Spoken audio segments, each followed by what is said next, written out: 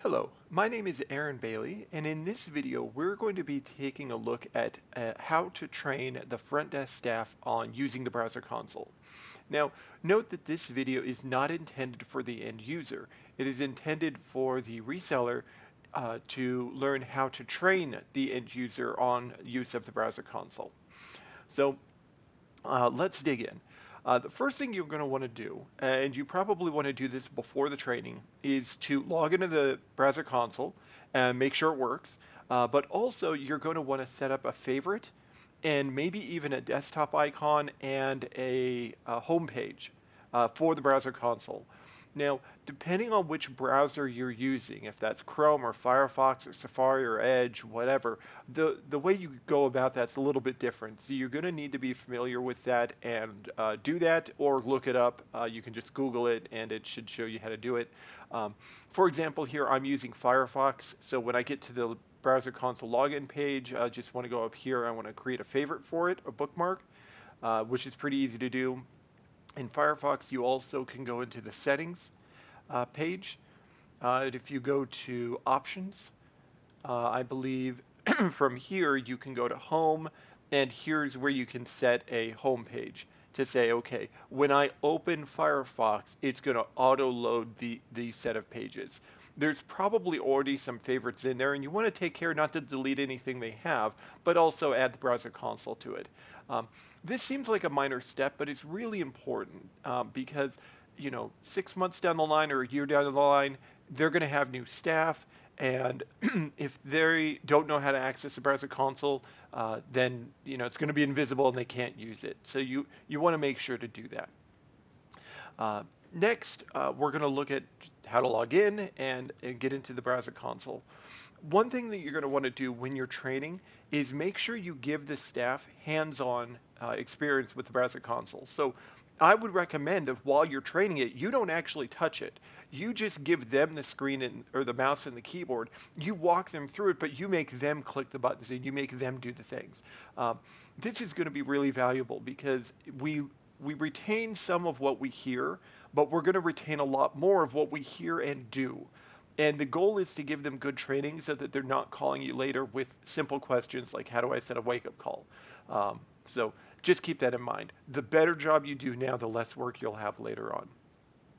So I'm just going to log in here with FD1, which is a very common sort of front desk user that we'll set up. And then the password here, which is obviously going to depend on each installation, be different. And when I'm training the front desk staff, I tell them, okay, you need to remember, out of my training, you need to remember two things. Number one, you need to remember how to log in, which I just showed you. Here's your username and password. Number two, if you forget everything else, remember up here that there's a help page. If you click this, you're going to get a different tab. So it opens up a new tab, and it's a PDF document showing you everything that we're going to go through. So everything I'm going to talk to you about is going to be covered in here. You can print this out, leave it at the front desk if you want, or just remember it's there and reference it as needed. But make sure that they have that, because they no matter how good of training you do, they're never going to remember everything you say. And repetition on the important parts is key. Because if they hear it once, that they may remember it, but if they hear it and do it a couple of times, the likelihood that they remember that is going to be very high. So let's jump into the actual training. My philosophy when I'm training is train them first on the thing that they're most likely going to do, and then go from there down to the next most likely, all the way down to the stuff they'll probably never use. So when I start training them, I say, okay, the first thing we're going to do is we're going to set a wake-up call. Now, pro tip, you need to have a guest to set a wake-up call. You cannot set a wake-up call for an empty room, which means you must have a guest checked in beforehand. If that means you need to log in and just add a fake guest to the system, do so, because you're going to need it for this training. So just put any name that you want in there, but make sure there's at least one guest. So when I'm training, I say, okay, so you want to set a wake-up call.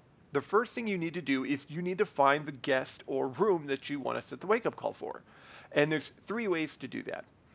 You can use the arrow keys here at the top to scroll between the different rooms that you have in your system and just find the guest that way. Or the better way is if you know the guest room number, you can just enter it here and it'll sort down to just that room.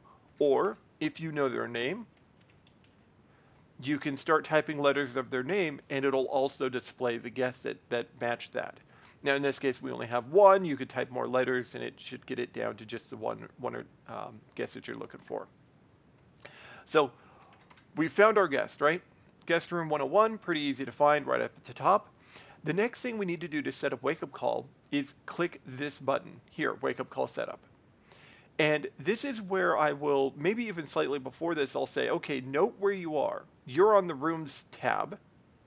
And when we click this, note that we're going to switch over to the guest details tab and then the wake up call sub tab. Showing them where they are and that these tabs change is important, because if they're not paying attention and you don't mention it, it can be very mysterious how you got to one screen versus another. So really point out these tabs and that's the core navigation.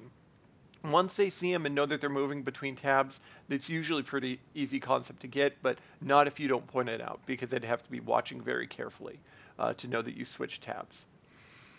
Next, to set a wake-up call, you just click this button. If they want a wake-up call for one of these times, you've lucked out. You just click this button, boom, wake-up call is done. If you make a mistake or want to change it, what you do is just click the X and then click new wake-up call again and set a different time. If the guest wants a wake-up call that's not one of these times, you then select the time down here. So you have AM and PM hours. So if I want a 4:27 p.m. wake-up call, that's what I would select. If you do it this way, you need to select a occurrence. Now, normally you can just do once, and if you don't know any better, just do once. That's your default. But keep in mind, if the guest wants a wake-up call every day, you don't have to remember to go in and do it every day. You can just select daily, and it'll then do it for every day that guest is remaining in that room. The other thing I'll mention, but is fairly rare to use, is that if the guest says, hey, I want a wake-up call for next Saturday at this time, but it's Monday, you can go down here to the date and you can select the date. By default, the system is going to set the wake-up call for the next available date. So, for example, if I set this one for 4:27, it's going to set it for today because 4:27 hasn't passed yet. If I set it for 5 a.m., 5 a.m. has already passed, so it'll be for tomorrow. This date allows you to set it for, like I said, next Saturday or next Thursday, whatever you'd like. But it's fairly rare to use. So save that. And then we can see we have our wake-up call. And if we navigate back to the rooms page, we'll notice that our icon has changed and we have a wake-up call scheduled. And it shows you the next time that a wake-up call is set to happen. Tell the front desk staff that you can set up to 9 wake-up calls per guest room. So a guest can have up to 9 wake-up calls. Also, once a wake-up call happens, you're going to get, this icon will change to one of two different icons. It'll be an alarm clock with a green check mark to indicate that the guest received that wake-up call, or an alarm clock with a red explanation point, which will indicate that the guest did not get their call. I would also note at this point that the missed wake-up call tab, if a guest misses their call, this tab will start blinking, and you can go over to this tab to see a list of all the guests who've missed their wake-up call in the last 24 hours. So the hotel may have special policies regarding that. They may require them to go and knock on the door, something like that. They may not. But that's what you want to show them, because at some point someone's going to be in here and see a little blinking icon on the missed wake-up call tab, and they're like, what is that? So you just need to show them what that is. Even if they don't have a policy about doing anything about it, at least they know what that's trying to indicate. So that's number one. That's setting up a wake-up call. The next thing I show them is how to change permissions. So calling permissions can be changed by finding the guest like we did before and just right through here, changing the guest calling permission. So if I want to shut them down from dialing a long distance, I can just change them to room and local. If I click on the guest room number here, I'm going to be taken back to our details tab, but I'm going to be taken to the PMS information subtab. And here I have information on my guest, including their bill total and how many calls they've made. I will also be allowed to change their guest calling permission here as well. So it's the same thing, you just can access it in two different locations. While we're here, I usually talk about a few other buttons. Note that if you don't mention it, they usually won't ask about it and certainly won't remember it. So that's something to keep in mind. So for example, the change name, usually if the name is wrong, we get this information from the property management system. So if it's wrong for us, it's wrong in the PMS, and you want to go and change the name in the PMS system, not just change the name here. You can if you want to, but it's best to go and update it through the PMS. So I'll usually tell them, look, that's what that button does, but it's best to change it through the PMS. Change DID is one I'll usually not talk about at all. What this is we have the ability to set up sort of a floating pool of DIDs that you can assign to a guest. And that will allow that guest to have an actual DID number so that when someone calls it, it rings directly to their guest room phone and doesn't go through the hotel operator. This was a feature nice for extended stay places. If you're in town trying to find a job, you may want to give someone a local looking DID. But really, in recent years, with the advent of cell phones, that's become something that's almost never used. So if your hotel is using it, certainly talk about it. Most of the time, it's not, so I skip it. If you get a question about it, you know what it is, you can answer it. But again, if you skip stuff, they're not going to ask questions about it most of the time, which is great. Then we have the permissions tab we just looked at. Next, we have the drop-in voicemail button. Now, this button may or may not be used. So, for example, here, we don't have any drop-in messages. So this is another button that you're going to want to train on if you have a drop-in message, but skip if you don't. So if your hotel's not using this feature, then there's really no reason to talk about it. But in a hotel that does use drop-in messages, which are pre-recorded messages that you can simply select here and drop into the guest voicemail box. This is useful for hotels that want to have a welcome message or some sort of common message that they're always having their front desk staff call and manually leave for a guest voicemail. You can do it here through a pre-canned message, make it sound really good, and just drop it in. It makes it a lot faster for the front desk staff and has added quality to it. This feature I think is underutilized, but that's neither here nor there. So if you're using them, great. If not, skip this.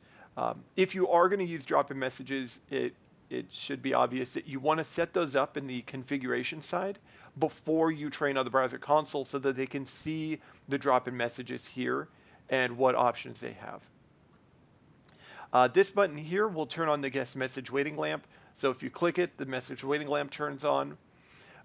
This button here, do not disturb. I always tell them this is the most confusing button. At first glance, it seems kind of odd, but once you understand it, it makes more sense. Right now, do not disturb is off, which means you can call the guest. If you click it, do not disturb is on, which means you cannot call the guest.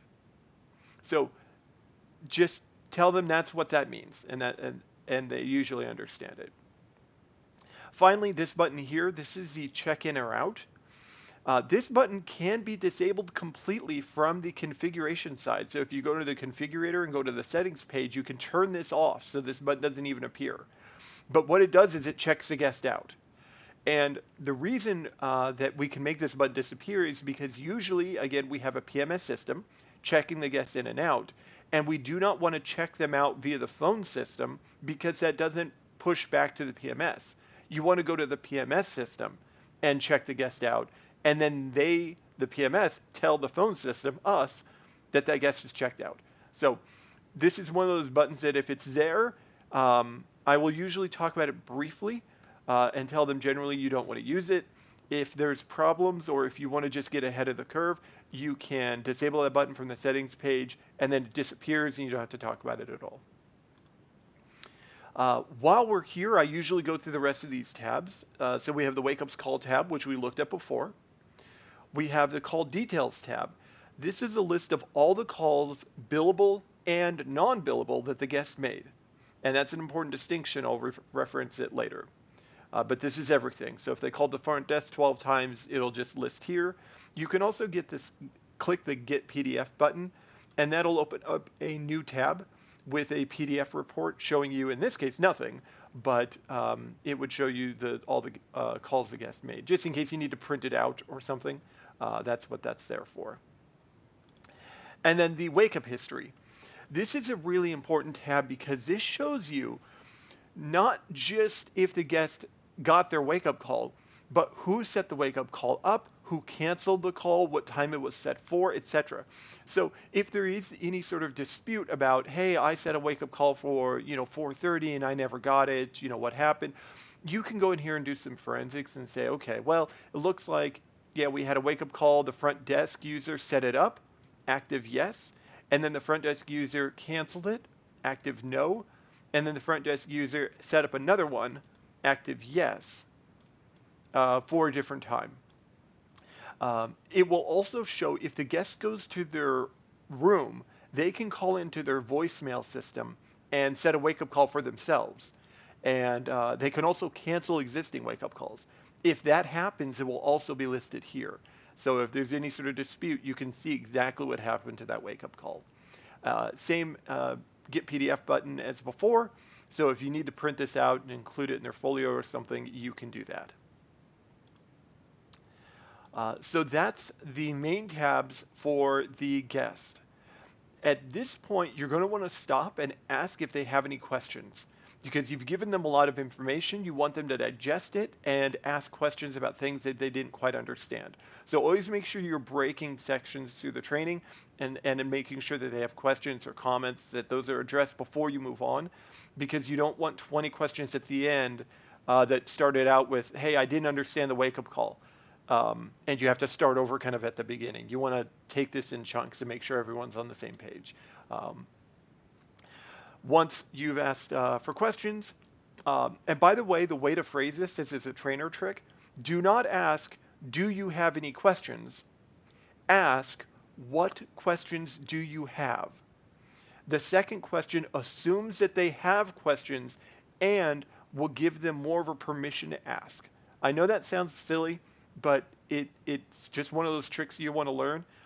Phrasing matters. So ask, what questions do you have about what I've shown you so far? Not, do you have any questions? Next, I show them the call button here. This call button, note that when we logged in, we're automatically paired to 300. Now 300 in this system is the extension I gave this front desk user. So it could be 300 on your system, it could be anything, okay? That was just how this system happens to be set up. But the call button will allow you to place a call to a guest room from the this page. And what this is going to do is, in this case, it's going to do two things. And this is where I will talk about the Phones tab if you have that enabled. The Phones tab can be disabled via each individual user. So if you go into the configuration side, you go to the users, you can disable the phone in browser console. It's just a checkbox in the users page. And what the phone here does, this is a built-in soft phone into the browser console. It will use the computer's speaker and microphone and turn your computer into a phone. Now, for obvious reasons, sometimes that may not be feasible or wanted. So, for example, if you have a desktop that has no microphone near it, up at the computer and where the keyboard is, then this is going to be pretty useless to you because you can't talk, no one can hear you through the computer you're using. And so you may disable this feature. But if it's enabled, I will talk about it and say, hey, you have a phone built in. What this is really awesome for is if people log into the browser console via a tablet, because they can walk around the hotel with a phone built into the tablet. You don't have to have a third-party SIP client. You don't have to have anything else. It makes that really handy. You can, especially for even people who aren't front desk staff, maintenance guys or whatnot, they can now use the browser console to make calls from wherever they have Wi-Fi signal. And again, there's no third-party software. This is all just built in. Um, but if I click the call button here, it's going to start a call. As you can hear in the background, it's going to start a call. And when I answer the call, it's then going to try, and you do get a permissions issue here. It's then going to try and ring the guest room in room 101. So when you click call, it rings your phone first. Then when you pick up the phone, then it starts ringing the endpoint that you want to call. In this case, that immediately failed because there is no device attached to this room. So in the real world, it would complete, and hopefully the guest in room 101 picks up and you can talk to them. If you're on a call, you also have the transfer button. So if you want to transfer to a guest room, you're on the phone and someone wants to talk to Anne Marie here, you can just click the transfer button. It'll transfer it right in. Note that that's a blind transfer. You don't get to talk to the guest first. So if you click that, the call's gone, and away you go. This sometimes is a lot easier for front desk staff to use in terms of transfer versus trying to figure out the transfer on the phone itself. Because some phones make that a little bit more complex than it should be. Next, we have, let's see, we looked at the calls, we looked at the transfer, we looked at the phones. I would then stop and ask, hey, do you have any questions here? If not, or excuse me, you ask, what questions do you have?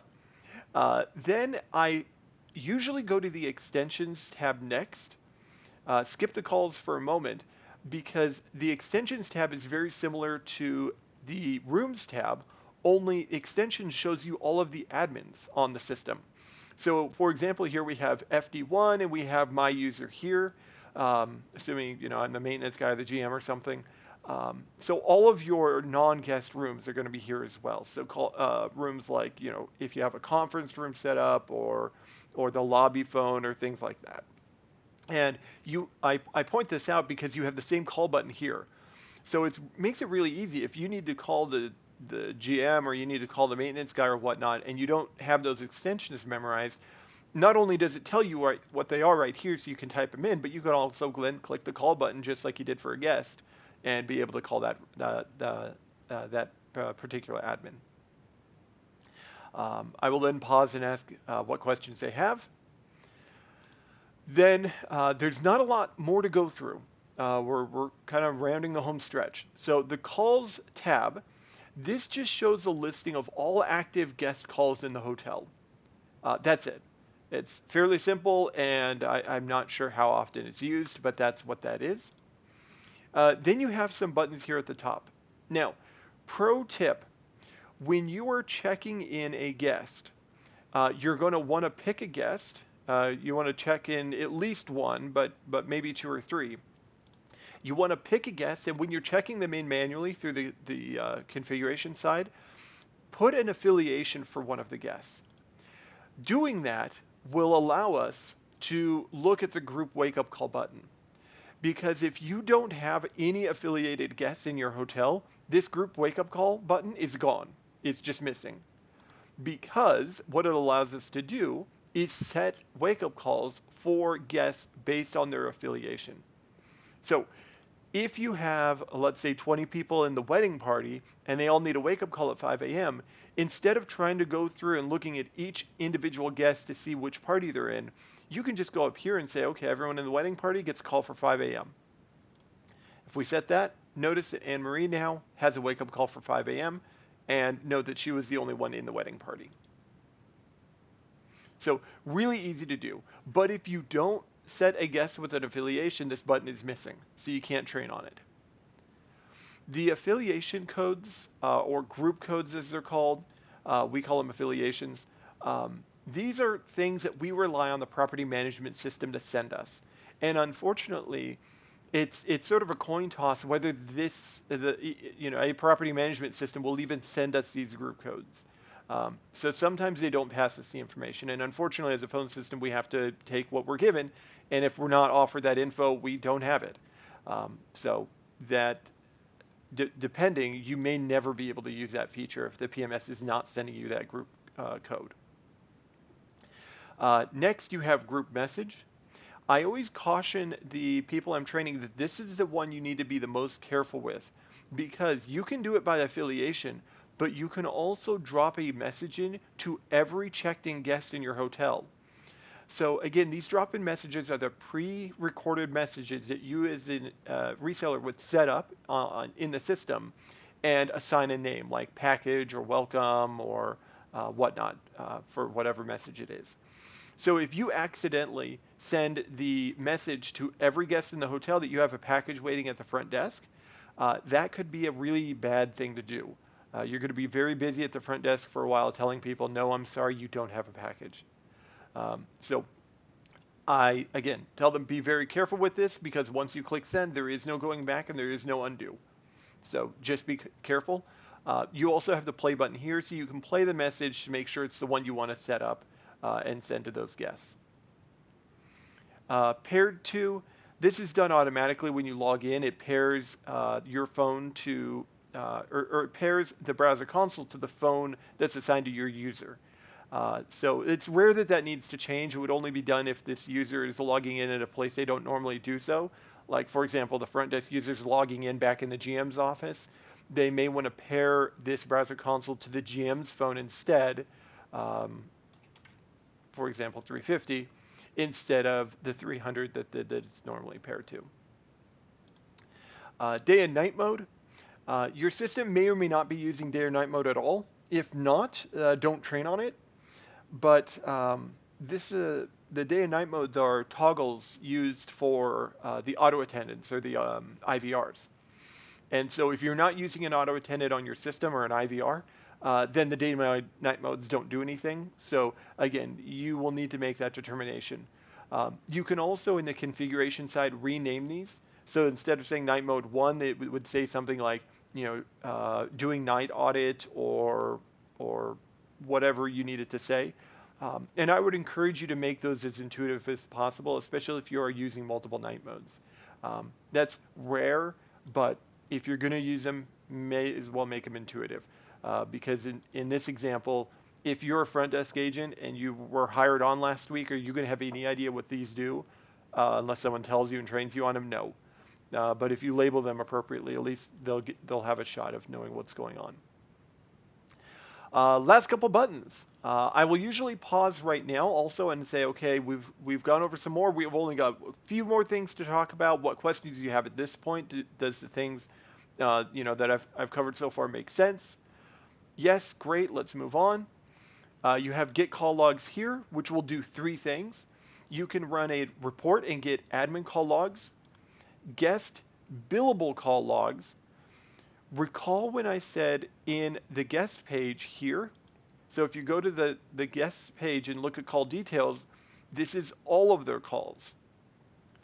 If you go up here and run the guest call report, this is only billable calls. So running the report for the entire hotel will not show you every time a guest called 0.